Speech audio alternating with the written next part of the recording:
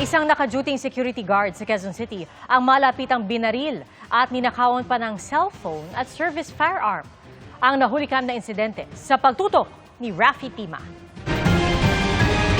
Sa kuha ng CCTV, makikita ang security guard na nakaupo sa labas ng binabantayang grocery sa Fairview, Quezon City, bandang 2:00 ng madaling araw.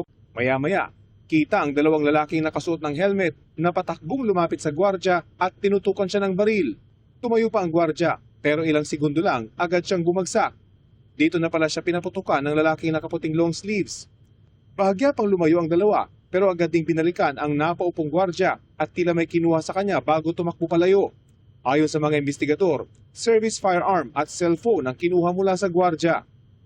Sa isa pang kuha ng CCTV, kitang pumasok ang gwardya sa loob ng grocery store kung saan agad siyang tinulungan ng cashier. Nung nakaupo ako sa loob, may narinig akong malakas na putok.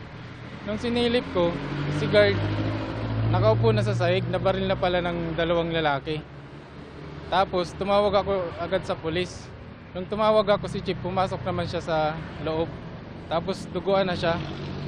Tapos suka siya ng dugo. At mabuti naman may tumulong sa amin na tricycle driver at dinala namin sa malapit na ospital.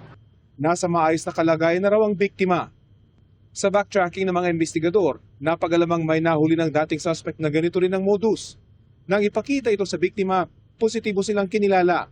May 6 na halos kaparehong kaso na raw ang dalawang suspect, pero nakapagpiyansa lang o kaya i-dismiss ang kaso dahil hindi nagtuloy ang mga complainants. Kausap na raw ng mga investigador ang mga kaanak ng suspect.